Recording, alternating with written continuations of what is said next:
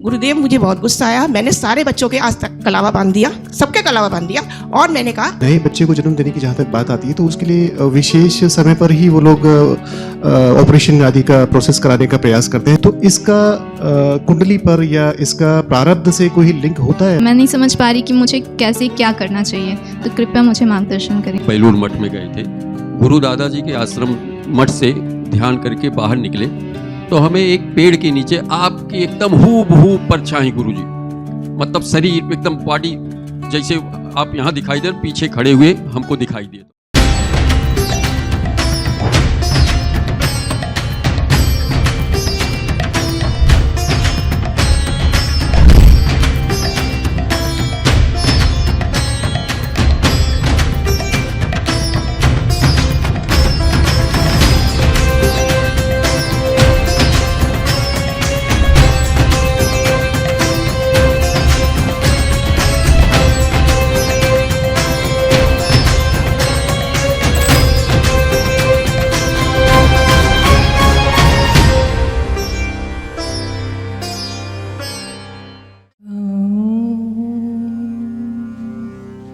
मेरे गुरुदेव प्रोफेसर पवन सिन्हा जी के चरणों में प्रणाम करती हूँ।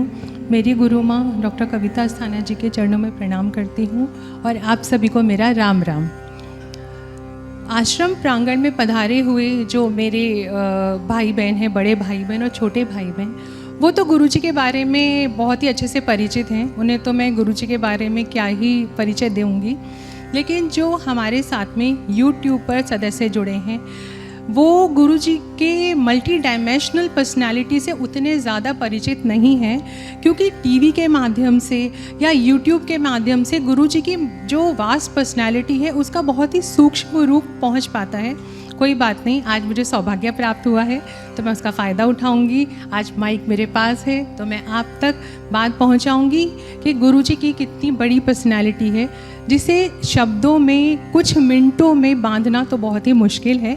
लेकिन फिर भी मैं आपको बताना चाहूँगी, हमारे गुरुजी प्रोफेसर पवन सिन्हा जी शिक्षाविद हैं, दिल्ली यूनिवर्सिटी में प्रोफेसर हैं, हिस्टोरियन हैं, सोशल रिफॉर्मिस्ट हैं, फेमिनिस्ट हैं, तपोनिष्ठ संत हैं, आध्यात्मिक गुरु हैं, वर्ल्ड रिनाउंड ज्योतिषाचार्य हैं, वो खेलकूद में भी नंबर 1 रहे हैं, वो क्रिकेट में बहुत एक्सेल करते हैं, वो गायक भी बहुत अच्छे हैं, वो वादक भी बहुत अच्छे हैं, गुरुजी डांसर भी बहुत अच्छे हैं और गुरुजी वेदांती हैं। जो सबसे महत्वपूर्ण बात है, गुरुजी विदेशों तक घूम कर जो स्वामी जी ने कार्य किया था वही कार्य गुरुजी आज यहाँ कर रहे हैं कि वेदांत की बात जनमानस तक पहुँचा रहे हैं। और हमारे गुरुजी गुरुकुल परंपरा के अनुयायी हैं। वो परंपरा जो हमारे धर्मशास्त्रों का जो ज्ञान है उसे गुरु शिष्य परंपरा के द्वारा समाज में प्रचार प्रसार जिसका किया जाता है। तो मुझे स्वामी जी की चूँकि अभी बात निकली तो मुझे याद आया, स्वामी जी कहते थे कि मुझे समझने के लिए मुझे अगर समझना है तो दूसरा विवेकानंद ही समझ सकता है, मतलब मुझे समझने के लिए मुझ जैसा ही बनना पड़ेगा। और हम लोग उन जैसे तो अभी नहीं बन पाए हैं, हम लोग बहुत ही अल्प ज्ञानी हैं, लेकिन हम उनके बताए हुए मार्ग पर चल सकें, हम उन जैसा बनने का प्रयास कर सकें, इसके लिए गुरुजी निरंतर प्रयास करते रहते हैं। आज का सत्संग भी उसी की कड़ी का एक हिस्सा है। हमने गुरुजी से सत्संग के महत्व के बारे में बहुत सुना है।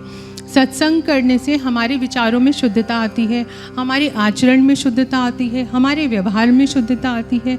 और जब हमारा व्यवहार अच्छा होता है, व्यवहार में हमारे सकारात्मकता आती है, तो गुरुजी से हमने सुना है कि बहुत से जीवन के जो कष्ट होते हैं वे भी टल जाते हैं। तो गुरुजी हमारे जीवन को सार्थक बनाने के लिए, हमारे जीवन में सकारात्मकता लाने के लिए निरंतर प्रयास करते रहते हैं। गुरुजी जब कक्षा ले रहे थे तो एक बार गुरुजी समुद्र मंथन की कथा बता रहे थे और वो कथा मैं सुन रही थी गुरुजी से, लेकिन मेरे दिमाग में कुछ और ही चल रहा था जो मैं आज शेयर करना चाहूँगी। मैं वो सुनते हुए सोच रही थी कि जो उस समय का समुद्र मंथन हुआ था उसको मैं आज से रिलेट कर रही थी। तो मुझे लग रहा था कि आज का जो हमारा जीवन है वो भी एक समुद्र की तरह है जिसका मंथन गुरुजी करते हैं। उस समुद्र मंथन से जो विष निकलता है वो हमारे गुरुजी पीते हैं और समाज में सारा अमृत वो बांट देते हैं। हम सबको वो अमृत गुरुजी देते हैं, कभी ज्ञान के रूप में, कभी अपने दिव्य ऊर्जाओं के रूप में। हमें जब कभी भी गुरुजी की ज़रूरत होती है वो हमेशा हमारे साथ होते हैं। ज़रूरी नहीं है कि गुरुजी वहाँ पर प्रेजेंट हो, लेकिन हम सब जो यहाँ उपस्थित हैं वो मेरी इस बात से सहमत होंगे, हम सब ने ये महसूस किया है। तो मैं इतना ही गुरुजी का परिचय अभी दे पाऊँगी, मेरी अल्प बुद्धि है, उससे ज़्यादा अभी गुरुजी के व्यक्तित्व को शब्दों में बांधना बहुत ही मुश्किल है। आज का जो सत्संग है वो हम सब लोगों के जीवन में कितना ज़्यादा चेंजेस लेके आता है, कितना सकारात्मक परिवर्तन लेके आता है, ये हम जानते ही हैं। जैसे पिछली बार जो ध्रुव की कथा हुई थी, गुरुजी ने उस कथा के बारे में बताया था कि वो जो कथा थी उसमें हमें बहुत से गुरुजी ने पेरेंटिंग टिप्स दिए थे। और वो जब गुरुजी बता रहे थे कि ध्रुव ने किस प्रकार से हरि दर्शन किए, तो वो जो प्रोसेस था, मुझे लगा ये प्रोसेस तो गुरुजी से हम कितनी बार सुन चुके हैं कि अगर हरि को भी प्राप्त करना है, लेकिन गुरुजी वो कितने चलते फिरते नॉर्मल तरीके से हमें वो इतनी बड़ी चीज़ गुरुजी बता देते हैं, जो कि भागवत में हमने गुरुजी से सुनी। जो गुरुजी ने बताया था कि ध्रुव ने क्या प्रोसेस अपनाया था, उन्होंने प्राणायाम किया था, पूरक, कुंभक, रेचक और मंत्र जाप किए थे। तो ये तो हम गुरुजी के सानिध्य में करते ही हैं। तो हम समझ नहीं पाते कि गुरुजी जो हमें छोटी छोटी बातें बता रहे हैं उसका प्रभाव कितना विशाल हमारे खुद के व्यक्तित्व पर पड़ेगा, हमारे परिवार पर सकारात्मकता आएगी।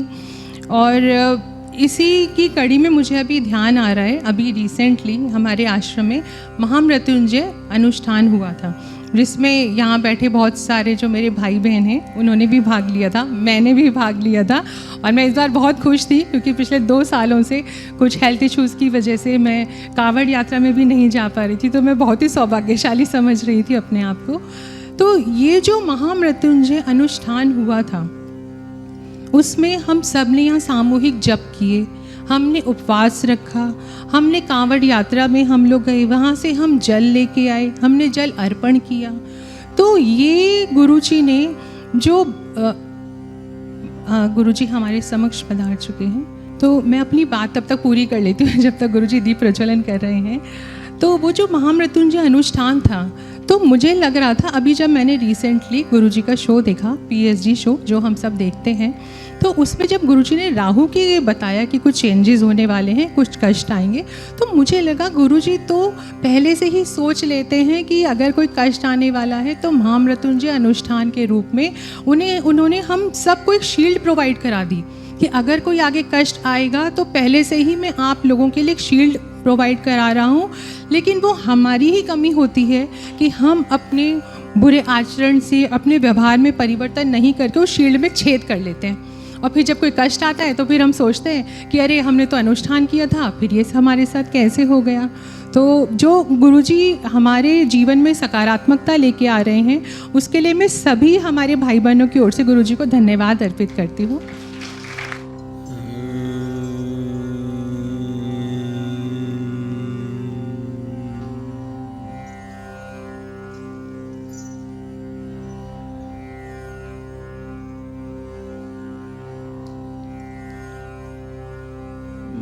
गुरु महाराज के चरणों में प्रणाम। आप सबको राम राम। आपके कुछ निजी प्रश्न हैं तो उसकी चर्चा, कुछ अध्यात्म से संबंधित प्रश्न होंगे उसकी चर्चा, फिर थोड़ा सा पढ़ेंगे, चर्चा करेंगे और फिर ध्यान करेंगे। आज मौसम भी अच्छा है तो ध्यान करने में आनंद भी आएगा। जैसा कि अभी गुरुजी ने आदेश दिया है, जो भी जिज्ञासा है आप लोगों के मन में वो आप पूछ सकते हैं। आध्यात्म से संबंधित जो हमने अभी पढ़ा है उससे संबंधित, या फिर आपके जीवन में यदि कोई घोर संकट है तो आप व्यक्तिगत प्रश्न भी पूछ सकते हैं।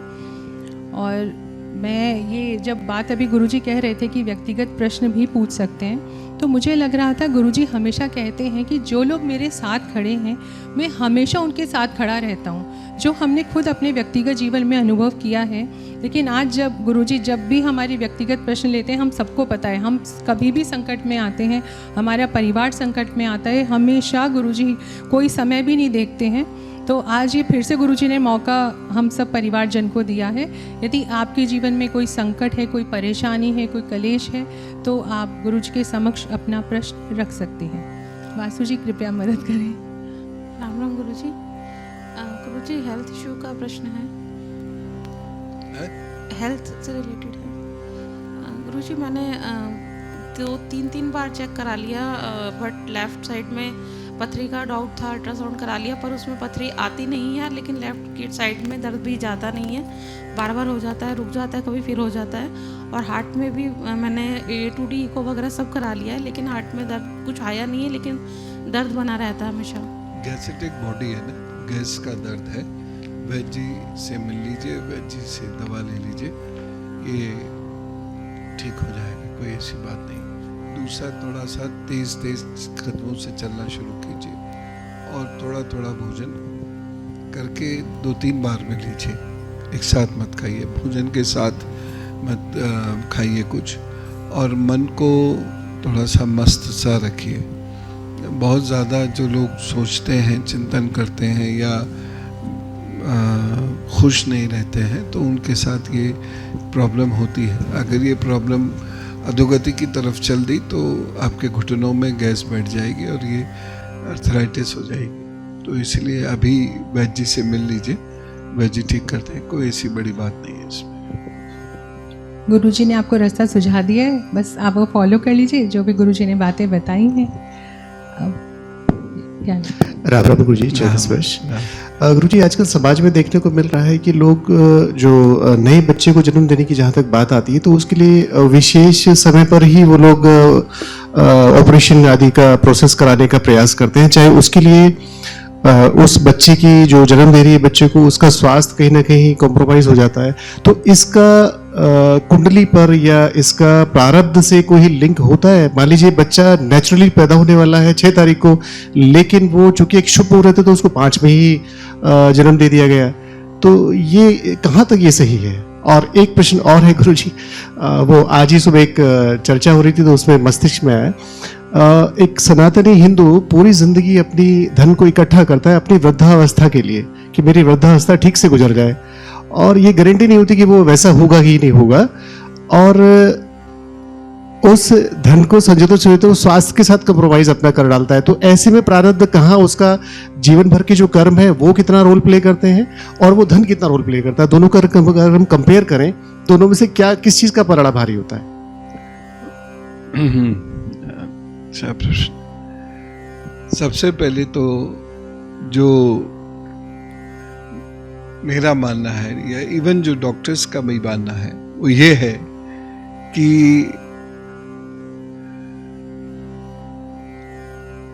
जो नेचुरल बर्थ होती है वही ठीक होती है।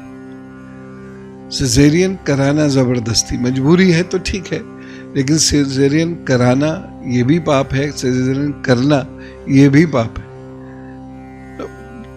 अननेसेसरी हमें ऐसा हम सिजेरियन करवाते हैं या करते हैं, ये दोनों ही चीज़ें गलत हैं। डॉक्टर्स को भी ये अनएथिकल प्रैक्टिस छोड़नी चाहिए। ज़रूरी है तो अच्छी बात है, करना ही पड़ेगा, हमारे पास एक सुविधा है और एक नॉलेज है, तब ठीक है, फिर तो 6 या 7 महीने में भी करना पड़ जाता है, लेकिन अदरवाइज इससे बचना चाहिए। बहुत सारे लोग ये सोचते हैं कि वो मुहूर्त मिल जाए, वो मुहूर्त मिल जाए, जब सिजेरियन हो ही रहा है तो मुहूर्त मिल जाए। तो उस वक्त में तो ठीक है कि अब जब होना ही है तो 5 बजे होना है तो 7 बजे करा लें, इतना तो समझ में आता है। लेकिन केवल एक अच्छे मुहूर्त के लिए सिजर से लगवाना ये ठीक नहीं है, और इससे कुछ होता भी नहीं, इससे कुछ नहीं होता। वो अच्छे मुहूर्त में आने की कोशिश करेंगे अच्छे मुहूर्त में वो आएगा ही नहीं, कुछ ना कुछ कारण ऐसे बनेगा कि वो आएगा ही नहीं। जो बच्चे का रुदन है चाहे वो ना शुरू हो, बच्चे का शरीर का चलना चाहे ना शुरू हो, कुछ ना कुछ ऐसा, या लेट हो जाए सिजर्स, कुछ ना कुछ ऐसा होगा कि वो अच्छा मुहूर्त मिलेगा ही नहीं। और वो इतना कम होता है, सामान्यतः वो अच्छा मुहूर्त मुश्किल से 5-7 मिनट 10 मिनट का होता है। डॉक्टर्स इतने पर्टिकुलर नहीं होते, अगर होने की कोशिश भी करते हैं तो चलिए मान लिया, लेकिन लेट हो जाएगा, कुछ ना कुछ ऐसा ज़रूर हो जाएगा कि उस मुहूर्त में वो नहीं आ पाएगा यदि हमने ज़बरदस्ती करने की कोशिश करी। तो जब सब ठीक है, डॉक्टर भी कन्विंस्ड हैं और वो कह रहे हैं कि नेचुरल बर्थ होनी चाहिए, तो नेचुरल बर्थ की तरफ ही जाना चाहिए। अननेसेसरी सिजेरियन कराने से नुकसान ही होगा और कोई मुहूर्त का फ़ायदा नहीं होता, ये हमने खूब देखा है। तो इसलिए आपके माध्यम से या यूट्यूब के माध्यम से, सोशल मीडिया के माध्यम से मैं ये स्पष्ट कहना चाहूँगा कि सिजेरियन बर्थ की तरफ ना जाएं तो अच्छा है। मजबूरी में जाना भी अगर पड़ता है तो फिर एक चिकित्सा है, एक ज्ञान है, ठीक है, उसमें फिर कोई बात नहीं। लेकिन ज़बरदस्ती एक मुहूर्त की खातिर सिजर्स लगवाना, उससे कोई लाभ नहीं होगा, क्योंकि उस मुहूर्त का लाभ उस बालक को नहीं मिलेगा। दूसरी बात जो आती है, क्या आपने कहा था, बुढ़ापे के लिए व्यक्ति इतना धन इकट्ठा करता है और उस धन इकट्ठा करने में इतना ही दौड़ भाग मचा देता है कि वो बुढ़ापे तक आते आते बीमार हो जाता है। दरअसल ऐसा वो लोग करते हैं जिनका भगवान पर विश्वास नहीं होता। हाँ, थोड़ा धन तो होना ही चाहिए, क्योंकि धन का संचय अगर वह एक निश्चित कार्य के लिए है, निश्चित रूप से है, तो वह पाप नहीं है। लेकिन अगर बहुत ज़्यादा संचय करने की कोशिश अगर हम करते हैं तो वही धन जो आ भी जाता है वो हमारे लिए नुकसान का कारण बन जाता है और उसकी वजह से बुढ़ापा बेकार होने शुरू हो जाता है। तो इतना ज़्यादा हमें नहीं करना चाहिए।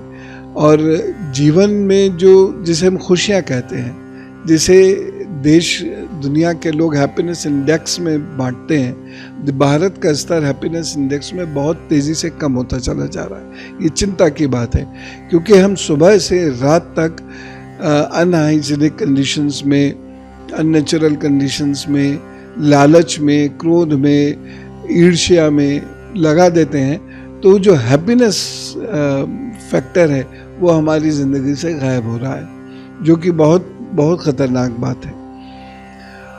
तो मैं ये तो कहता हूँ कि जो भी हमारी तनख्वाह हो उसका 25% हम डिपॉजिट करते हैं, रिस्क डिपॉजिट करते हैं। आगे देखा जाएगा, जो भगवती इच्छा होगी। अगर उसको उतनी बड़ी बीमारी देनी है तो बड़ा बड़ा धन भी रखा रह जाएगा, नहीं देनी है तो सारा धन बच जाएगा। तो थोड़ा भगवान पर विश्वास करना शुरू अवश्य कर दें।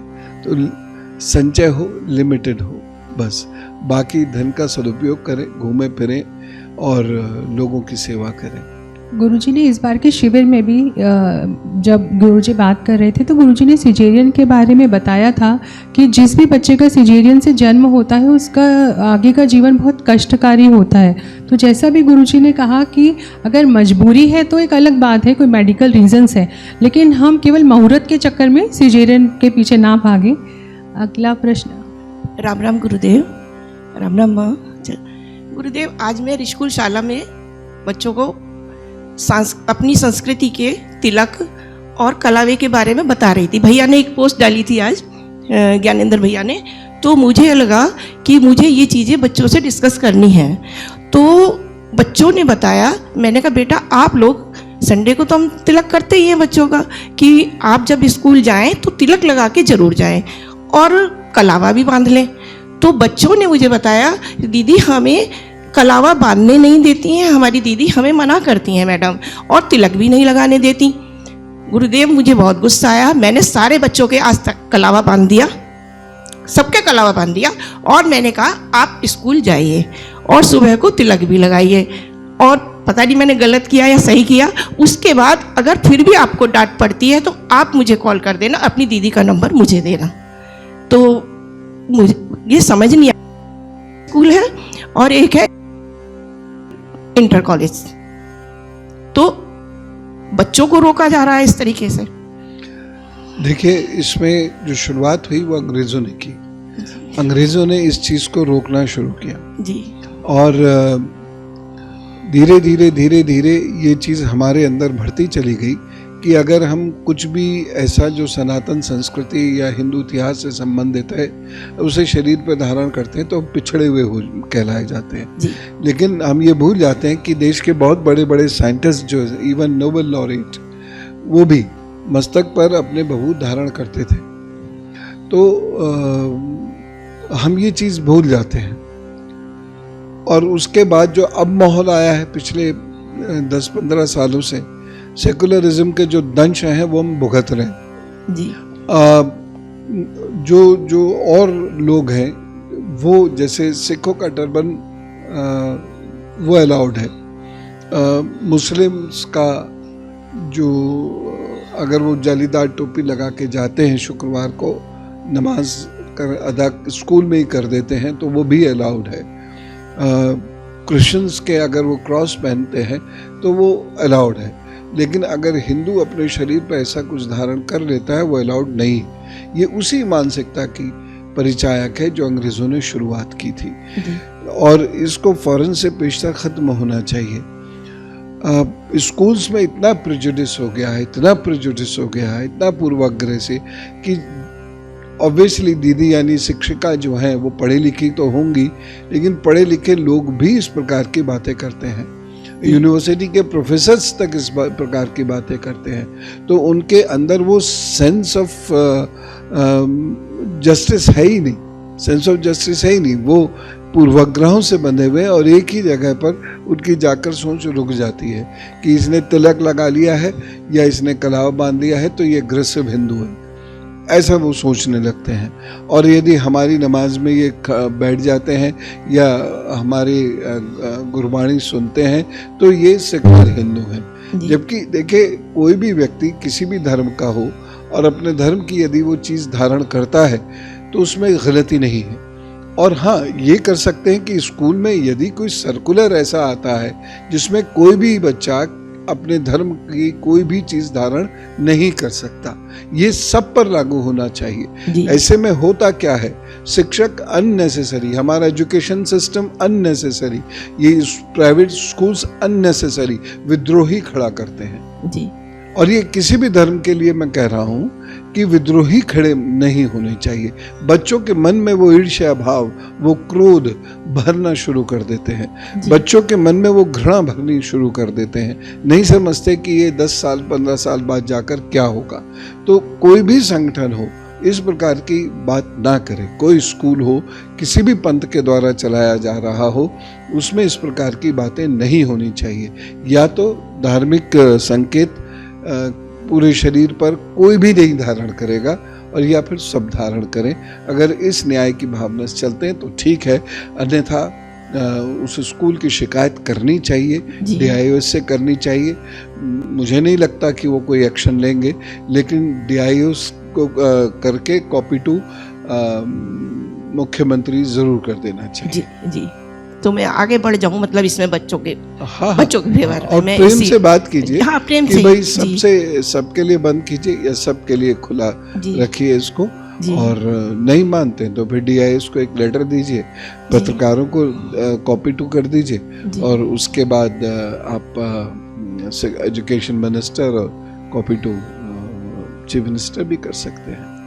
धन्यवाद गुरु। अगला प्रश्न कौन पूछेंगे?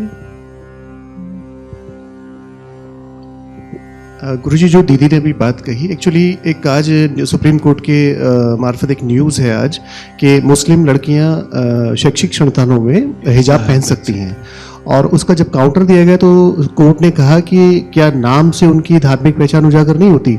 तो बड़ा अजीब सा विचित्र सा ये एक पॉइंट दिया गया कोर्ट की तरफ से कि हिजाब लगाने दीजिए, अगर हिजाब हटा रहे हैं तो उनका नाम है वो भी तो उन्हीं की धार्मिक पहचान है।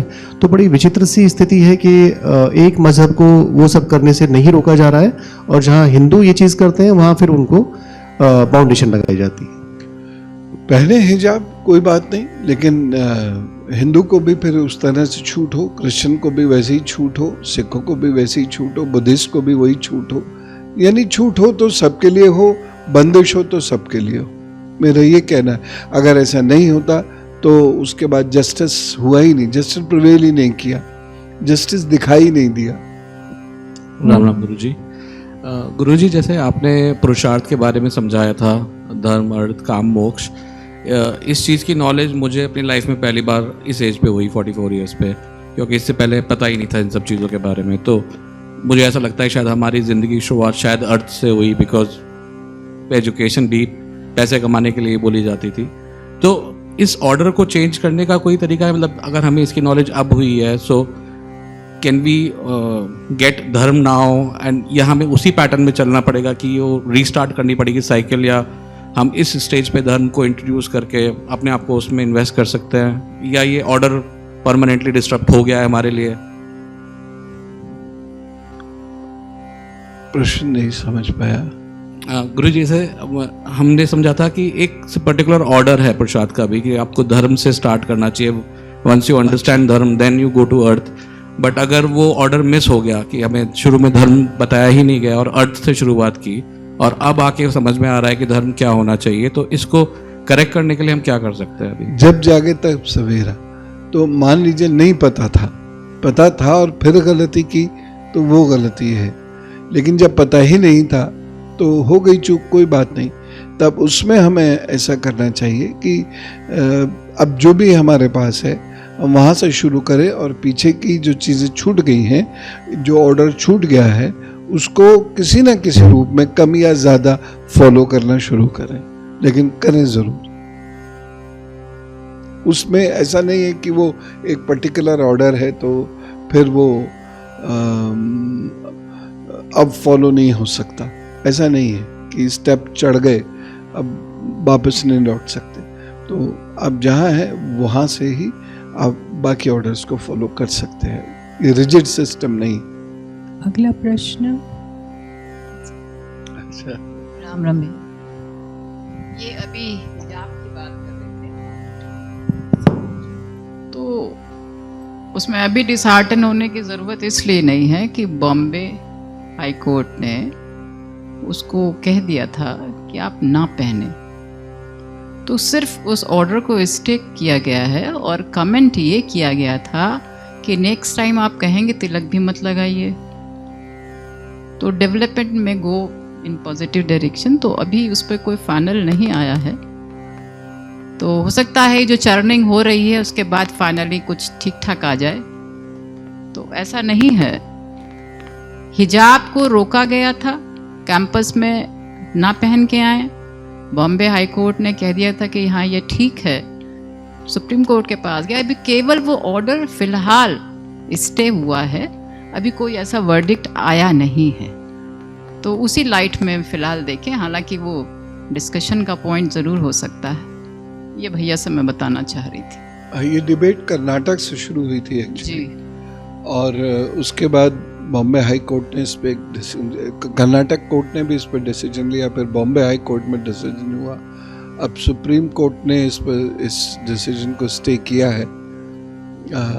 अब फाइनल क्या होगा तो नहीं कह सकते, लेकिन हाँ इस वक्त भारत जैसे मल्टी एथनिसिटी वाले कंट्री में इस पर एक बड़े डिस्कशन की ज़रूरत तो है ही, लेकिन साथ साथ एक लिबरल एटीट्यूड लेके चलने की भी ज़रूरत है।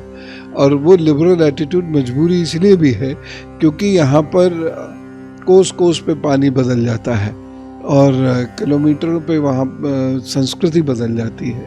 हर संस्कृति के कुछ धारण सूत्र होते हैं और वो धारण करते हैं। तो अगर इस पे एक जगह ये डिबेट शुरू हुई तो ये काफ़ी दूर तक फैल जाएगी। ये तो तय है कि आने वाले समय में ये बहुत बड़ी डिबेट बनेगी। बस ये दो कम्युनिटी के बीच में वो इस स्थिति न ला के खड़ी कर दे कि एक भारी विवाद का कारण हो जाए। फिलहाल शुरुआत तो हो ही गई कर्नाटका से। गुरुजी राम, गुरुजी एक किताब पढ़ी थी, उसमें लिखा हुआ था संतों की है उल्टी वाणी, बरसे कंबल भीजे पानी। इसके बारे में कुछ आप खोल के बता सकते हैं? एक बार संतों की है उल्टी वाणी। बरसे कंबल भीजे पानी।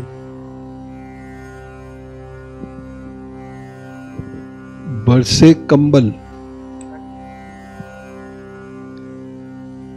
भीजे पानी। भीजे पानी। ये किस संदर्भ में आपने पढ़ा था? आज से 10-12 साल पहले एक किताब आई थी मेरे सामने, आध्यात्मिक किताब ही थी, संतों के बारे में, संत वाणी करके थी शायद, पूरा नाम मुझे अच्छी तरह क्लियर याद नहीं है, लेकिन उसमें ये लिखा हुआ था। हाँ, आपने भी पढ़ी? अच्छा, मैंने नहीं पढ़ा इसे, तो संदर्भ या तो पता चले तब इस पे मैं टिप्पणी कर सकता हूँ, अन्यथा नहीं। संदर्भ नहीं मुझे पता, मैंने ये पुस्तक नहीं पढ़ी।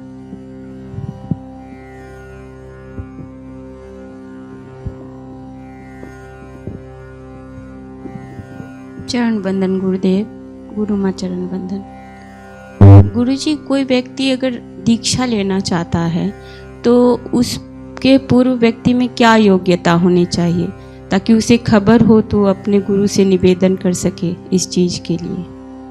देखिए, दीक्षा कोई सामान्य चीज नहीं।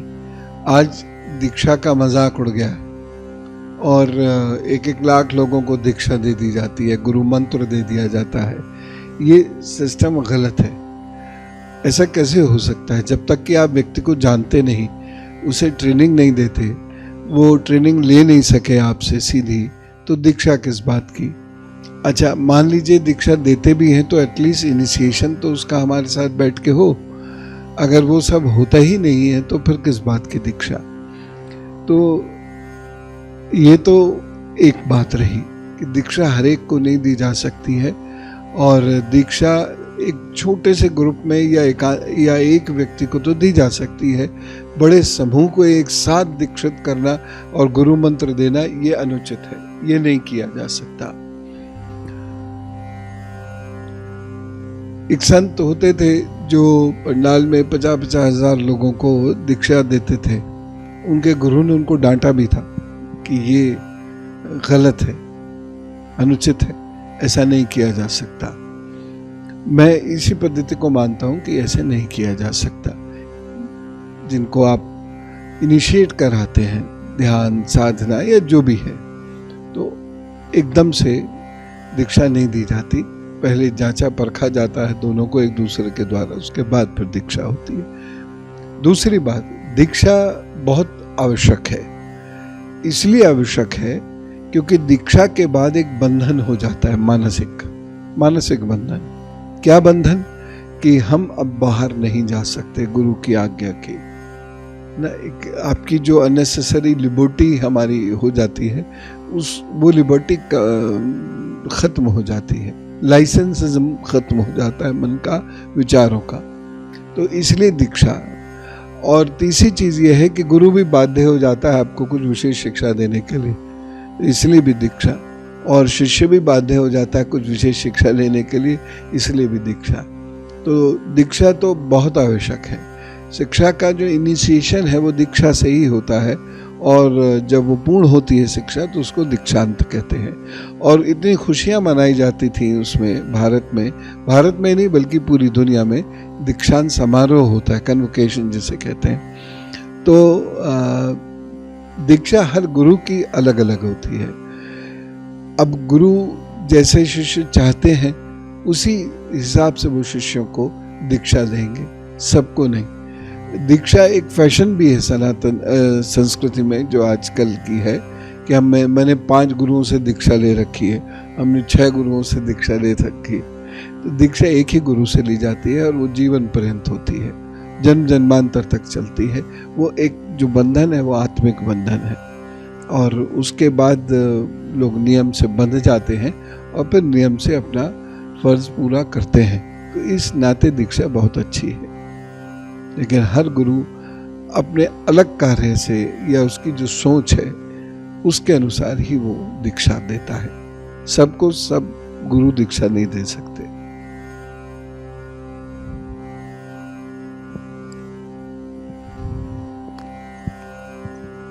राम राम राम गुरुजी, राम राम माँ। मैं पर्सनल क्वेश्चन नहीं पूछना चाहती थी बट पूछ रही हूँ। मैं काफ़ी टाइम से यहाँ आश्रम में रह रही हूँ, लेकिन जो मेरे विकार हैं, मतलब मेरे जो विकार हैं, मैं उस पर अपनी वर्क नहीं कर पा रही, मैं उस पर काम नहीं कर पा रही। और आप जितनी डीप स्टडी करने के लिए बोलते हैं, मैं उसको नहीं कर पा रही। मैं नहीं समझ पा रही कि मुझे कैसे क्या करना चाहिए, तो कृपया मुझे मार्गदर्शन करें गुरुजी। अभी मैं कुछ विशेष कारणों से ज़्यादातर कुटिया में ही रहता हूँ ना। जिस दिन डंडी लेके निकल आया बाहर, उस दिन से ठीक हो जाएगा।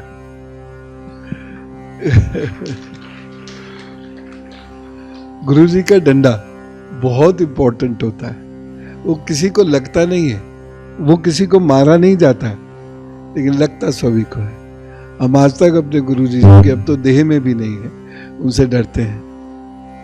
आज तक थोड़ा सा भी इधर उधर काम अगर कर मतलब दिमाग के 10वें हिस्से में भी आ गया तो रूह कांप जाती है कि सोच भी कैसे लिया। पश्चाताप करते हैं, सोच भी कैसे लिया, चपत लगाते हैं अपने, सोच भी कैसे लिया। तो ये जो गुरुजी की डंडी होती है, ये बड़े काम की होती है। अब गुरुजी लोग डरने लगे हैं डंडी लगाने से, क्योंकि शिष्य ज़्यादा ताकतवर हो गए हैं। लेकिन बस वो एक ही दिन लगती है और उसके बाद वो फिर कुछ साल तक काम करती है, फिर पड़ जाती है। तो अपने आप वो चीज़ें आने लगती हैं। रही बात विकारों की, विकार इतनी जल्दी नहीं जाते हैं कि महीने 2 महीने विकार चले गए। विकार जाने में एक बड़ा अनुशासित जीवन चाहिए, जिसमें सेक्रीफाइस ना हो और व्यक्तिगत महत्वाकांक्षाएं समाप्त हो जाएं। तो आप जब 1-2 महीने काम करेंगे ये चीज़ें करते हुए, यानी त्याग करते हुए, महत्वाकांक्षाओं का भी और व्यक्तिगत सोच का त्याग कर देंगे, और फिर जब आप ध्यान करने बैठ जाएंगे तो धीरे धीरे आपके विकार समाप्त होते चले जाएंगे। इसमें समय लगता है, और ये भी डिपेंड करता है कि आप किन लोगों के इर्द गिर्द रहती हैं, आपके इर्द गिर्द कौन लोग रहता है। अगर वो रोज़ विकार युक्त बातें करते हैं तो आप पर असर धीरे होगा, लेकिन अगर वो विकार मुक्त बात करते हैं तो आप पे असर तेज होगा। तो बहुत सारे फैक्टर्स हैं, लेकिन चले सब जाते हैं, इसलिए लगातार काम करते रहना चाहिए।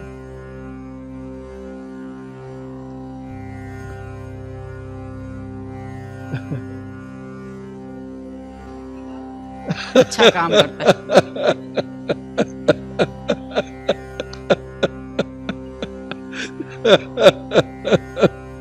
धन्य ऐसे माता पिता,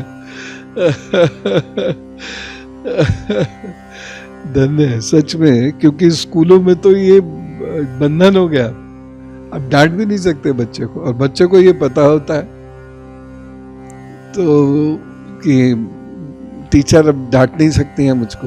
मैं तुरंत कहूँगा जा रहा हूँ प्रिंसिपल पे, मुकदमा कर दूंगा तुम्हारे खिलाफ। बच्चों को पता होता, और ये हमने बहुत बड़ी गलती की।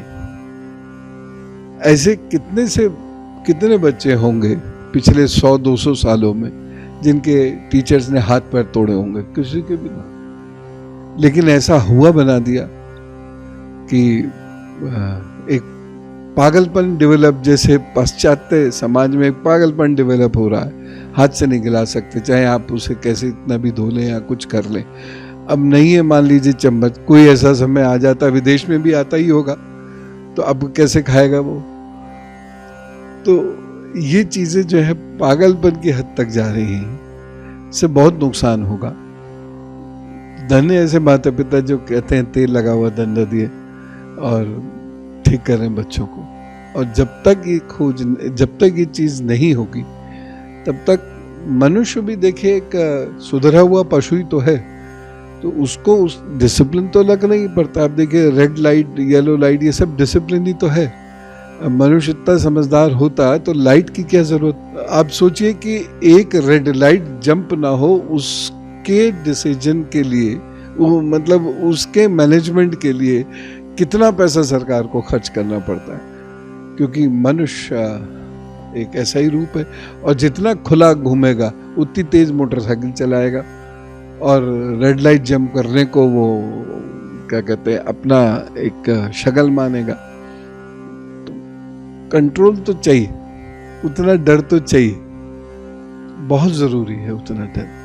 अगर वो डर ख़त्म हो जाए शिष्यों के मन से, बच्चों के या विद्यार्थियों के मन से, इवन बड़ों के मन से भी, मेरे मन से मेरे गुरु का डर ख़त्म हो जाएगा तो मैं रास्ता भटक जाऊंगा। तो इसलिए ये अच्छी सलाह है।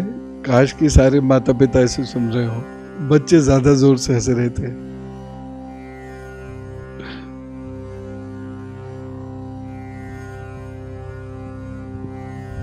गुरुजी और गुरु माँ को चरण स्पर्श। गुरुजी, अगर आपका आदेश हो तो मैं एक अनुभव अपना शेयर करना चाहता हूँ। जी जी।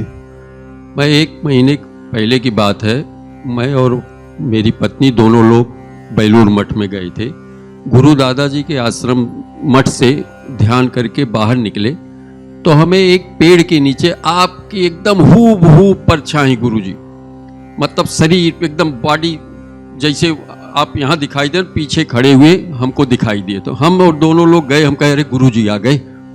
तो जब वहाँ जाके देखे तो संजोग से उनका सिर, वहाँ बेलूर मठ में सब लोग सिर गंजा किए रहते हैं। जब देख करके थोड़ा सा हमको ये हुआ, अरे ये तो हमारे गुरुजी ने, लेकिन एकदम बॉडी स्ट्रक्चर आप जैसी गुरुजी।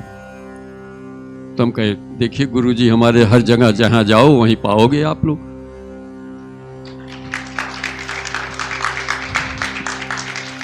ऐसे ही जब शिष्यों के भाव होते हैं तो गुरु की कृपा और ज़्यादा मिलती है। ये जुड़ाव तभी हो पाता है जब हम अपने गुरु के प्रति समर्पण भाव हम में होता है, स्नेह बंधन होता है।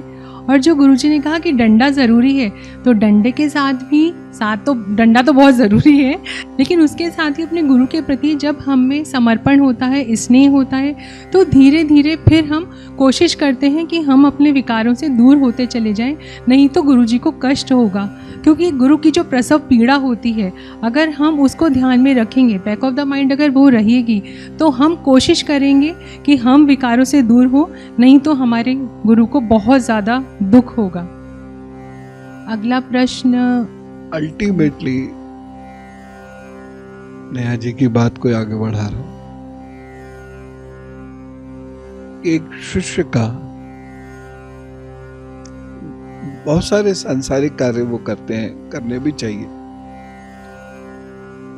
लेकिन जो कहते हैं ना ठौर, एक शिष्य का अंतिम ठौर उसके गुरु के चरण ही होते हैं। हम उसी परंपरा से हैं, तो बाकी सारे कार्य भी करें और जो भी कुछ गुरुदेव बनवा दें वो बन भी जाए, लेकिन हमारा रेस्ट पॉइंट वही होता है। तो अगर आपने सुबह शाम की संध्या वहां नहीं की है तो क्या फायदा होगा। तो गुरु को यदि प्रतिदिन नियमित रूप से प्रणाम नहीं किया है तो लाभ क्या। तो हम उसी परंपरा के हैं। और जब शुरू में शास्त्र में ये बात लिखी होती थी और हम पढ़ते थे तो हमको मजा मतलब हम मजाक उड़ा देते थे, ये कुछ लोगों ने अपने लिए लिख दिया। लेकिन जब उसे महसूस करना शुरू किया, देखिए सारी चीजें होती है। मैं आज आपसे कह रहा था ना, जो हम गुरुदेव वंदना कर रहे थे, कि इसे महसूस करके गाइए। ऐसे तो बहुत सारे गीत होते हैं, लेकिन एक एक शब्द इसका क्यों लिखा गया है, क्यों कहा गया, इसे महसूस कीजिए। दोहराहा क्या होता है उसे महसूस कीजिए, और उस दोहराहे पे कितना पीड़ा, कितना कष्ट होता है उसे महसूस कीजिए, और वहां प्रार्थना कीजिए। फिर तो एक आर्त स्वर अलग ही निकलेगा। तो जब हम उसे महसूस करने लगे, उस प्रेम को, उस अधिकार को, उस डांट को, उस मार्गदर्शन को, उस शक्ति को, तब समझ में आया कि ये कुछ लोगों ने अपने लिए नहीं लिखा था, ये इन जनरल एक सिद्धांत है।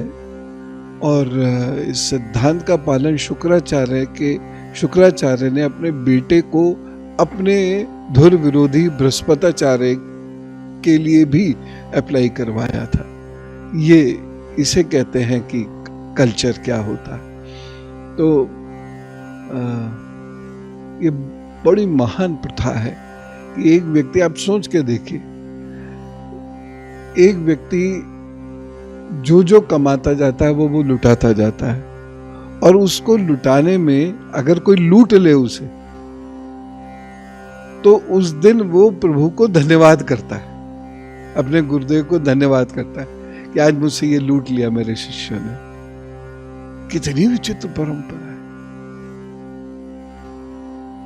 सब कुछ छोड़ जाता है।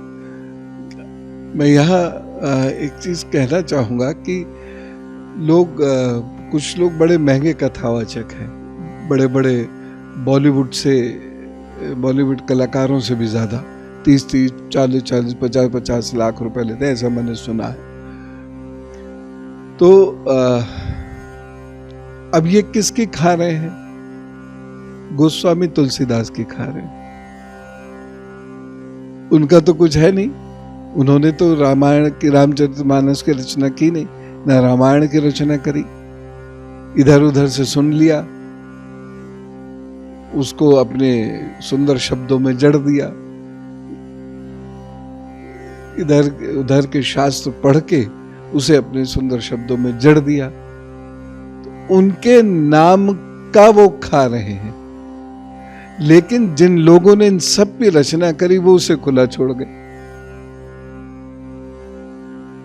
उन्होंने उस पर कभी कुछ क्लेम नहीं किया, ये भी क्लेम नहीं किया तो मुझे प्रणाम करना। ये महानता होती है गुरु की। कबीर अपने दोहे लिख के चले गए, अब आप गाते रहिए, भिन्न भिन्न स्वरों में गाइए। इतने बड़े बड़े सम्मेलन होते हैं, हजारों लाखों रुपए लोग लेते हैं, खर्च होते हैं उसमें, और लोग पहुंचते हैं, कई 100 लोग उसे सुनने पहुंचते। बड़े प्रतिष्ठित गायक गायिका हैं वो, लेकिन कबीर तो पकड़ रहे सारे जीवन। ये होता है गुरु। अगर वो असली गुरु है तो वो लुटाएगा और लुटने पर खुश होगा, और जो नकली गुरु होगा वो लेगा और संचय करने पर खुश होगा। हम सब कितने सौभाग्यशाली हैं कि हमारे पास में असली गुरु है, जो अपना ज्ञान हम पे लुटाते हैं, अपना स्नेह हम पे लुटाते हैं, अपने दिव्य ऊर्जाएं हम पे लुटाते हैं, और वो भी हंसी खुशी।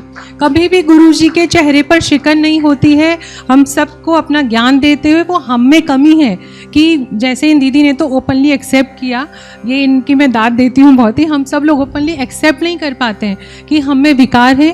तो जो गुरु जी हम पे लुटा रहे हैं, हम उसे एक्सेप्ट करने लायक भी बन सकें, क्योंकि गुरु जी कहते हैं कि पूर्ण का मिलन पूर्ण में ही होता है। तो जो गुरु जी ज्ञान देना चाहते हैं वो ज्ञान लेने लायक हम बन सके, ये हम सब कोशिश करेंगे। मैं सभी मेरे भाई बहनों की ओर से आपको कहना चाहती हूँ गुरु जी, और आपका बहुत बहुत धन्यवाद हम पे सब कुछ खुशी खुशी लुटाने के लिए।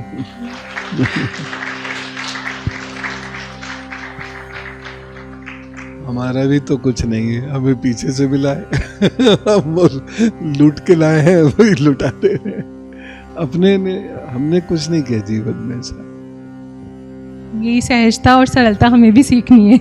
एक और टिप हमें मिल गया। तो अब और कोई प्रश्न?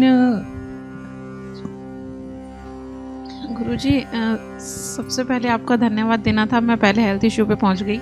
आपका धन्यवाद देना था कि वो बहुत पुरानी इच्छा थी। मैंने माँ से भी कहा था, अपने बेटे से भी कहा था कई साल पहले, कि हम लोग जो पाठ करते हैं चाहते हैं कि हम राम दरबार के सामने बैठ के करें। तो वो इच्छा सालों बाद पूरी पर हुई। उसके लिए आपका बहुत बहुत आभार। खुद ही आ गए हो, मैं क्या लाऊंगा किसी और को। दूसरा ये गुरुजी, मैं अब जो कह रही हूँ वो मतलब पूछने से ज़्यादा बताने के लिए हैं सभी साथियों को, अपने सभी भाई बहनों को, कि हम लोग आज से पहले भी पाठ करते थे, यहाँ भी करते थे, बाहर भी लोगों के लिए जो जजमान होते थे कहते थे हमसे, हम वहाँ पे उनके लिए स्वास्थ्य लाभ के लिए या उनके घर में किसी खुशी के लिए पाठ करते थे। पर जब से हम नारायण मंदिर में आए हैं, पाठ करने हमने शुरू किए हैं, अभी तक सिर्फ 2 पाठ हुए हैं हमारे यहाँ पे। पहले वाले में भी ऊर्जा होती थी, बहुत कुछ होता था, क्योंकि हमें अपने शरीर से खुद पता चलता था हम कितनी भी अस्वस्थ होते थे और लगता था कि शायद हम बैठ नहीं पाएंगे 1.5 घंटा 2 घंटा, लेकिन प्रार्थना करके बैठते थे, प्रभु से कंप्लीट करके ही उठते थे, चाहे कैसे भी होता था। 2 घंटे हमारा जो भी बिगड़ा हुआ था वो सब साइड हो जाता था। उसके बाद फिर लगता था पर कम। हम उस ऊर्जा के साथ करते थे और डूब कर करते थे, और ऊर्जा हमें पहले महसूस होती थी, लेकिन पता नहीं अभी क्या हुआ है। मैंने अपने सभी साथियों से, माँ से भी डिस्कस किया कि जब से नारायण मंदिर में हमने पाठ शुरू किया, अद्भुत ऊर्जा है, अद्भुत ऊर्जा है। मेरे पास वर्ड्स नहीं है बताने के लिए। जो लोग इग्नोर करते हैं, बिजी होते हैं, अलग बात है, या कोई उनको काम होता है, ये जो पाठ होता है आश्रम में, ये इसको आप हल्के में मत लीजिए। सच बता रही हूँ, बहुत ऊर्जा होती है। हम लोग थक भी नहीं रहे हैं बीमार होने के बाद। पहले हम थक जाते थे 1.5-2 घंटा गाकर, लेकिन अभी हम जब से यहाँ आए हैं दोनों पाठों में हम थके नहीं हैं, और अद्भुत ऊर्जा है। दिल करता है पाठ खत्म होने, पहले लगता था कि चलो थक रहे हैं, खत्म हो रहा है और खत्म हो जाए, कंप्लीट हो जाए, लेकिन अब लगता है कि इतनी ऊर्जा होती है कि खत्म होने के बाद लगता है एक बार दोबारा गा लूं, इतनी ऊर्जा बॉडी में महसूस होती है। तो ये नारायण मंदिर का असर है। पता नहीं, ये हमारा दुर्भाग्य है कि हमें ये और जल्दी नहीं मिल पाया, पर अभी मिला है सो ठीक है। इन सब के लिए गुरुजी, इन एहसासों के लायक हम नहीं थे, हम इतने योग्य नहीं थे। इनके लिए आपको जितना नमन किया जाए, जितना प्रणाम किया जाए, मतलब हम सभी फील करते हैं हम पापी हैं, हम कष्टों को भोगते हैं। हर व्यक्ति अपने अपने जीवन में कष्ट भोग रहा है, लेकिन इतने अद्भुत उनको जो फीलिंग्स आती हैं, अगर हम आप तक ना पहुंचे होते तो ये फीलिंग संभव ही नहीं है कि हमें फील हो पाती। तो इन सब के लिए आपका कोटि कोटि नमन, और माँ का तो सबसे ज़्यादा नमन, क्योंकि माँ ने मुझे चूज़ किया था मंडली में गाने के लिए, तो माँ का विशेष रूप से नमन। हाँ, वही मैं कहना चाह रहा था। मैंने कुछ भी नहीं किया ऐसा, तो मेरा धन्यवाद भी नहीं बनता। मैं यहाँ पे एक अभी थोड़ी देर पहले शायद ज्ञानंद जी ने या किसी ने, वो हमारा एक ग्रुप है न्यूज़ एंड एनालिसिस, तो उस पर एक वीडियो शेयर किया था जिसमें कोई व्यक्ति किसी ब्राह्मण का मजाक उड़ा रहे थे, जो ये कह रहा था कि इस प्रतिमा की पूजा जरूर करो क्योंकि मैंने इसमें प्राण प्रतिष्ठा की है। तो वो जो तो हमने उनसे पूछा, भाई तुमने प्राण प्रतिष्ठा अगर करनी ही थी तो माता की कर लेते अपने, तो मरती ना, वो पिता की कर लेते तो मरती ना, तो प्राण प्रतिष्ठा कैसी प्राण प्रतिष्ठा? तो मूर्ख बना रहे हो लोगों को। देखिए, वो मूर्ख है, जो ये कह रहा है वो ऑलरेडी मूर्ख है, उसे कोई क्या मूर्ख बनाएगा? क्योंकि उसे ये पता ही नहीं है प्राण होता क्या है। प्राण जीवन नहीं होता। कोई भी प्रतिमा जीवंत स्थिति अवस्था में कोई भी नहीं ला सकता। वो भक्त ला सके तो अलग बात है, लेकिन प्राण का अर्थ ये होता ही नहीं। प्राण एक ऊर्जा है जो हम नियमित साधना जब हम करते हैं तो वह किसी भी चीज में हम ऊर्जा उत्पन्न कर सकते हैं। मैं यहाँ कुछ लोगों को ठीक होने और करने की कुछ विधियां सिखाऊंगा आगे आने वाले समय में। हम अपने अंगूठे से ऊर्जित जल से स्वयं को ठीक कर सकते हैं, ये प्राण है। हम सांस ले रहे हैं, ये प्राण नहीं है। प्राण वायु जो होती है वो यहां से मस्तिष्क के बीच में कार्य करती है, मस्तिष्क को चैतन्य करने के लिए, जीवित रखने के लिए नहीं। वो शब्द इधर उधर उलझ गए, लेकिन जो मंच पे सनातन को क्रिटिसाइज कर रहे हैं या ऊर्जाओं को या संस्कृति को क्रिटिसाइज कर रहे हैं, किसी जाति को आधार बना लेते हैं, वो गलत करते हैं। जातियों के आधार पर किसी की ना अनुशंसा करनी चाहिए, ना प्रशंसा करनी चाहिए और ना निंदा करनी चाहिए। प्राण का वो अर्थ ही नहीं है। प्राण is not life, a part of life. तो ये ध्यान रखें, 5 प्रकार की वायु में से एक वायु है प्राणवायु। वो वायु का प्रकार है, तो इसलिए इस प्रकार की जो भी बात करते हैं वो निपट मूर्ख हैं, उन्हें इस बात का कोई मतलब ही नहीं। दूसरी चीज उन्होंने कहा कि एक व्यक्ति, ऐसे कहानियां बनाई जाती हैं और दूसरे को लेट डाउन किया जाता है कि एक किसान रोहतक की तरफ मुंह करके पानी दे रहा था दोनों हाथों से। तो किसी ने आके उससे, तो तमाम भीड़ लग गई। ऐसे तो भीड़ तो लगेगी नहीं, लेकिन उन्होंने लगवा दी क्योंकि उन्हें क्रिटिसाइज करना था। तो भीड़ लग गई और उससे पूछा तुम क्या कर रहे हो? बोले गन्ने को पानी दे रहा हूँ अपने। गन्ना कहाँ है? रोहतक में। बोले कमाल हो गया, पागल हो गया, रोहतक यहाँ से 250 किलोमीटर दूर है। तो बोले कि तुम भी तो सूरज को पानी देते हो जो यहाँ से करोड़ों मील दूर है। अब ये इसी व्यक्ति ने अपनी निपट मूर्खता और सिद्ध कर दी, और सिद्ध कर दी। हम सूर्य को जल थोड़ी दे रहे हैं, और हमें भी पता है सूर्य को जल दे देंगे इतने सारे लोग, सूर्य तो या तो लड़ता रहेगा कुछ वर्ष तक जल सुखाने के लिए, और नहीं तो फिर खुद सूख जाएगा, बंद हो जाएगा। सूर्य तक जल मैग्नेट खींचता है। आप इस तरीके से जब जल डालते हैं तो वो जितने भी जो मैग्नेटिज्म है उस जल का, वो आपके शरीर में प्रवेश करता है। आप इसे साइंटिफिकली किसी लैब में जाकर टेस्ट कर लीजिए।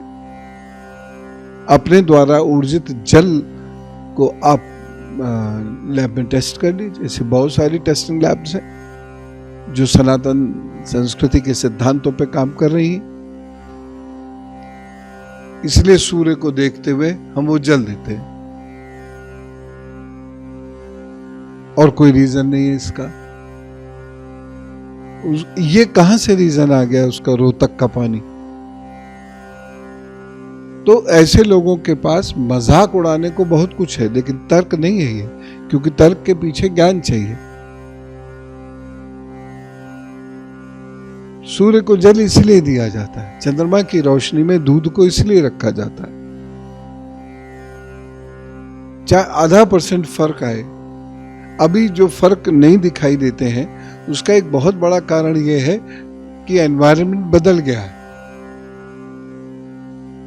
अब आपको चंद्रमा कौन सा साफ नजर आता है उगता हुआ?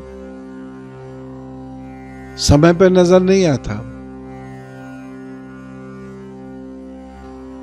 क्योंकि जब चंद्रमा नीचे तो इतना पोल्यूशन होता है कि वो ढक जाता है। जब वो थोड़ा ऊपर आता है, करवा चौथ पे आप सब परेशान होती होंगी।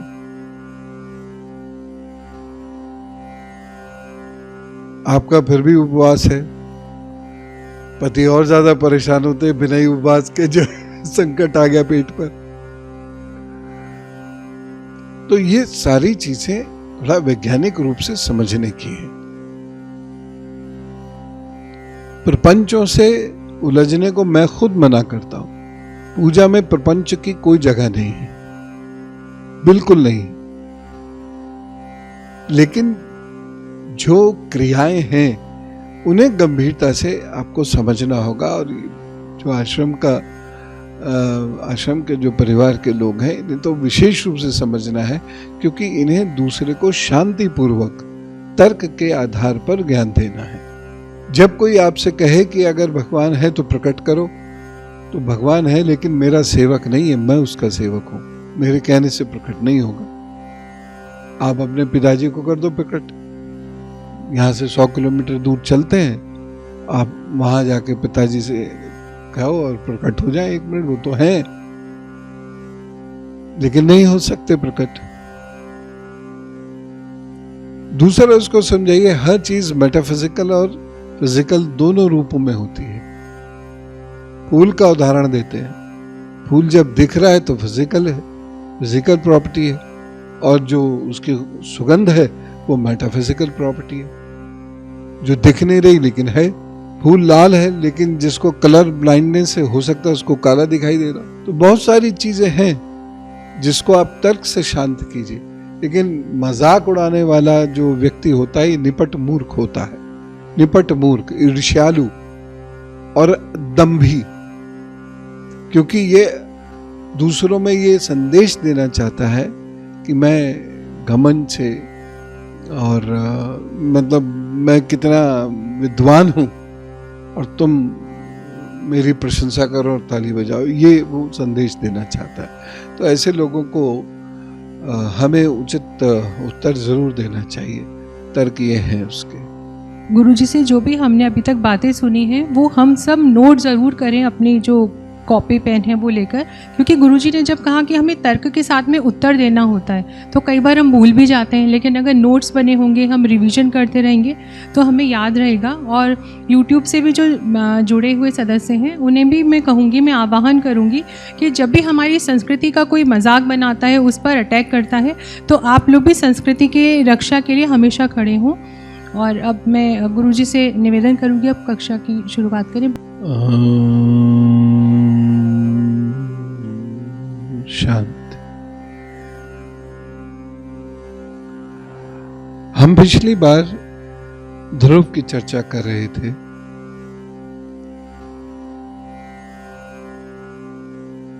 स्वयं श्री नारायण ने ध्रुव को वर दिया। ध्रुव जब वर पाकर अपने स्थान पर आते हैं, राजकाज करते हैं,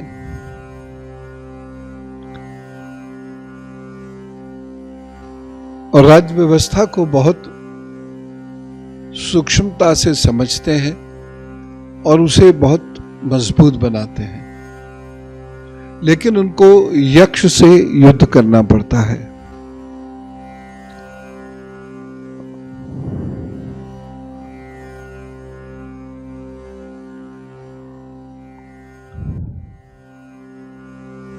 यक्ष से जब वो युद्ध करते हैं, क्योंकि ध्रुव एक महान धनुर्धारी है,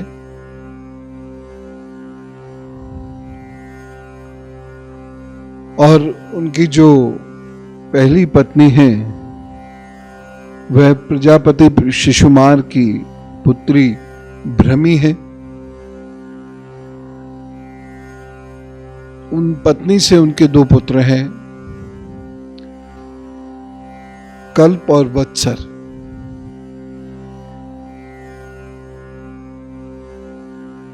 ध्रुव की जो दूसरी पत्नी है वो इला है। इनको वायुपुत्री भी कहा जाता है। वायुपुत्री का ये मतलब नहीं कि वायु से पैदा हो गई है या वायु ने पैदा कर दिया इन्हें। उनके अंदर उस प्रकार के गुण रहे अथवा दोष रहे वायु के आयुर्वेद के अनुसार, ऐसा मैं मानता हूं। और उनसे एक पुत्र होता है जिसका नाम है उत्कल।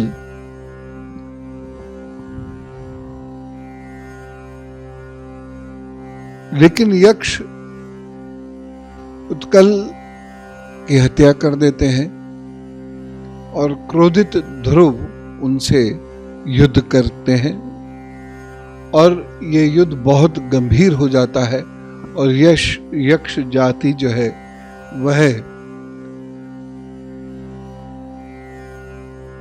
लगभग समाप्त होने की कगार पे आने लगती है, क्योंकि ये स्वयं बड़े धनुर्धारी थे, तो ये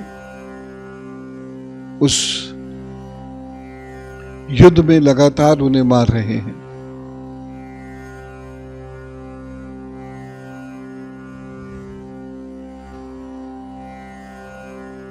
ऐसे में मनु आते हैं और वो ध्रुव को समझाते हैं, क्योंकि मनु के ही वंश के हैं ध्रुव, तो वह ध्रुव को समझाते हैं और उसके बाद ये युद्ध रुकता है। यक्ष क्षमा मांगते हैं और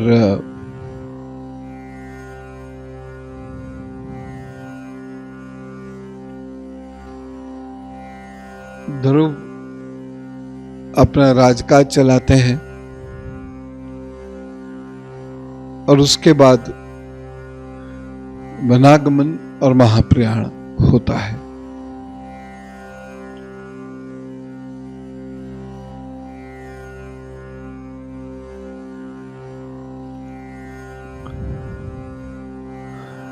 उस वंश में एक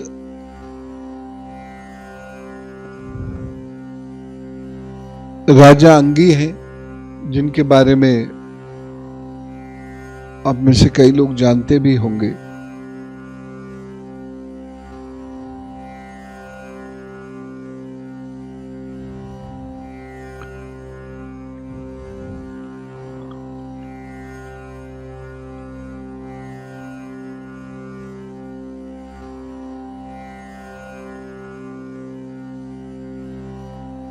और उनकी अगली पीढ़ी में आते हैं वेन, और उनकी अगली पीढ़ी में आते हैं पृथु। राजा पृथु जो बड़े कुशाग्र थे, परम विद्वान थे, और प्रारंभ से ही उनको जो शिक्षा मिली वो राज्य कार्यों के बारे में मिली। राजा पृथु बड़े साहसी थे, बड़े वीर थे। आज छोटा सा ही अंश मैं ले रहा हूं बस, उसके बाद डिटेल से चर्चा करेंगे, क्योंकि ये चर्चा आगे बढ़ते बढ़ते श्री राम तक पहुंचेगी। और उन्होंने एक बहुत बड़े क्षेत्र पर राजकाज किया, और कहते हैं उन्हीं के नाम से इसका नाम पृथ्वी पड़ा, ऐसा कहते हैं। कई विद्वानों ने इसके बारे में कहा है। जो स्टेट क्राफ्ट है, राज्य कार्य है, ये भारत में बहुत महत्वपूर्ण कार्य माना गया था।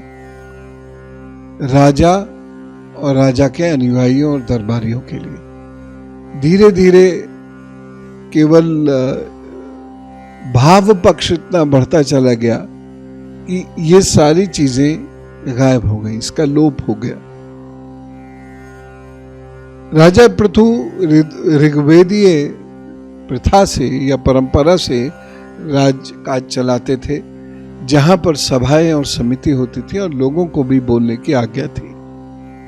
लोग बोल सकते थे, ये उनका अधिकार था। राजा से युद्ध और शांति के बारे में पूछ सकते थे, ये उनका अधिकार था। स्त्रियां भी उसमें भाग लेती थी। उस समिति का नाम था, जिसमें सारी जनता इकट्ठी होती थी, उस समिति का नाम था विधाता। विधाता भी उसे बोल देते हैं अंग्रेजी में, लेकिन विधाता उस समिति का नाम था। और उसमें लोग पार्टिसिपेट करते थे। तो स्वयं या तो राजा उपस्थित होता था, या राजा का कोई नामित मुख्य व्यक्ति, मुख्य अधिकारी उसमें जाता था और राज्य की नीति आदि के बारे में बताता था। राज्य के जो मेन डिसीजंस होते थे वो उसमें डिक्लेयर किए जाते थे, और उस पर ऑब्जेक्शंस भी लगाती थी जनता। तो ऐसा नहीं है, भारत की जो मोनार्की है ये बड़ी अलग किस्म की मोनार्की है। एक बेनेवोलेंट मोनार्की बोली जाती है। इसमें राजा होते हुए भी वो मनमानी नहीं कर सकता था। भारत में बहुत थोड़े से ऐसे राजा हुए हैं जो निरंकुश हुए हैं, और उन थोड़े से लोगों में ज्यादातर वो लोग हैं जो मुगल काल में अथवा ब्रिटिश पीरियड में आए, क्योंकि उनके पास करने को बहुत ज्यादा था नहीं। और उन्होंने जो अपने उस वक्त के समाज से, तत्कालीन समाज से जो प्रेरणा ली, उसके अनुसार वो निरंकुश होते चले गए, लोगों का पैसा उड़ाना शुरू कर दिया। टैक्स सिस्टम को राजा पृथु ने बहुत न्याय संबंध बनाया, और इनके राज्य में लोगों के पास धन की कोई कमी न थी। भारत जो धनी कहा जाता है वो इसलिए कहा जाता है कि भारत का निर्यात बहुत अधिक था और पूरी दुनिया का लगभग 35% धन भारत के पास था। इसलिए भारत को इतना धनी बोला जाता है। सोने की चिड़िया बोलना तो ठीक भी नहीं है उसके लिए, सोने का शेर बोले तो, सोने का हाथी बोले तो चलेगा। भारत इतना मजबूत था और ये अर्थव्यवस्था इसलिए मजबूत थी क्योंकि ये वेल डिफाइंड थी। उसके लिए एक ऑक्टोररी सिस्टम होता था, चुंगी वसूलना, और रेवेन्यूज तरह तरह तरीके से एकत्र किए जाते थे। तो उसमें लेने वाली चीजें कम या जीरो करके भी सरकार बहुत सारा धन लोगों को देती थी, इसलिए जनता खुशहाल होती थी।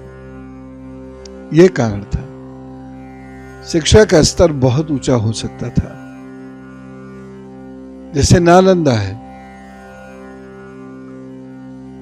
100 गांव का जो राजस्व है वह नालंदा यूनिवर्सिटी पर ही खर्च होगा और उसके लिए राजा से पूछा भी नहीं जाएगा। राजा के कोष में उसको डिपॉजिट कराने की भी जरूरत नहीं, वह सीधे नालंदा पहुंच जाएगा। ऐसी व्यवस्थाएं थी हमारे। पढ़ाई इतनी इंपॉर्टेंट थी। राजा पृथु के समय में यही स्टेट क्राफ्ट जो था, राज्य कौशल, ये बहुत तेजी से बढ़ा।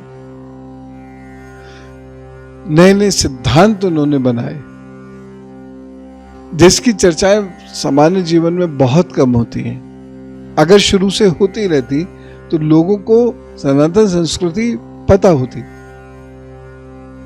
जो क्राइसिस आज आके खड़ा हो गया है, जैसे एक कमेंट आया था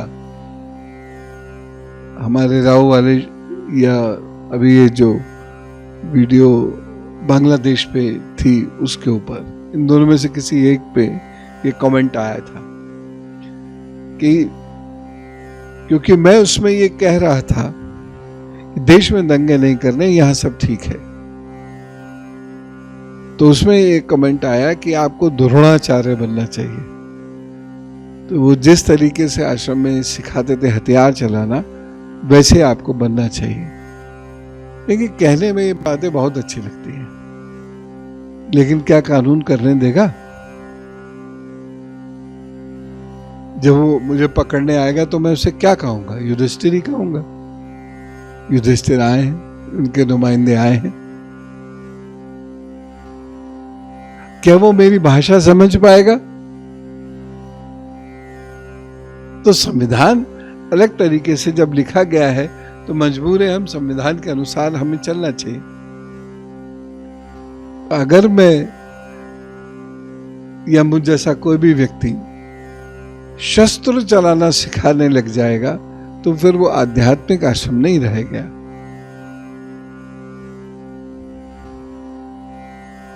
थोड़ा बहुत डंडा वंडा चलाना आप सीख सकते हैं, लेकिन शस्त्र चलाना ये बिना परमिशन संभव नहीं है। तो जो न्याय व्यवस्था थी बड़ी अद्भुत थी। जुडिशियल सिस्टम हुआ करता था और ये मनु पर चल रही है। सोशियो लीगल और इकोनॉमिक डिसीजंस जो मनु लिखते हैं, जिसे पढ़े बिना लोग सब बदनाम कर देते हैं उन्हें। ठीक है, 2 बातें गलत लिखी तो है ही है।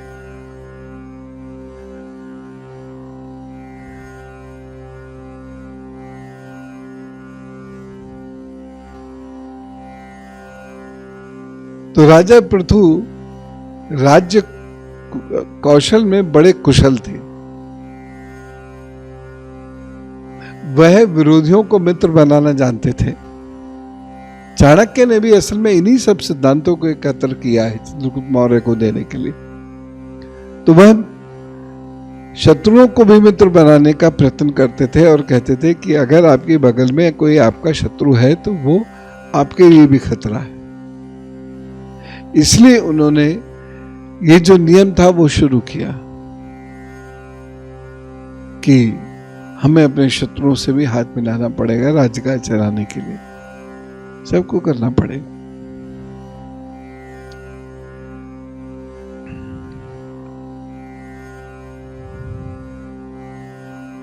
ध्यान करने की इच्छा हो रही है तो मैं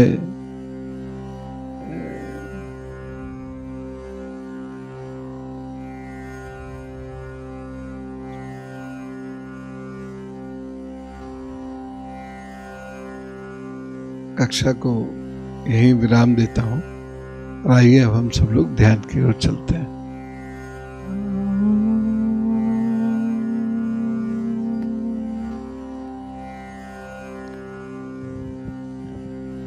आप सबके लिए एक विशेष सूचना है। अगली जो ध्यान बैठक होने वाली थी 25 अगस्त को, वो स्थगित की जा रही है क्योंकि उसके अगले दिन जन्माष्टमी है।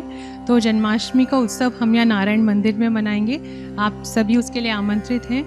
और जो लोग YouTube के माध्यम से जुड़े हैं, मैं आपको ये कहना चाहूँगी कि जो आनंद गुरु जी को साक्षात रूप में देखने में आता है वो लैपटॉप और मोबाइल के कैमरे से देखने में बिल्कुल भी नहीं आता है। तो आप लोग यहाँ पधारें, हमारे आश्रम में पधारें, क्योंकि जो हमारा गुरुजी कहते हैं, जो हमारा ये आश्रम प्रांगण है वो हम सबका मायका है।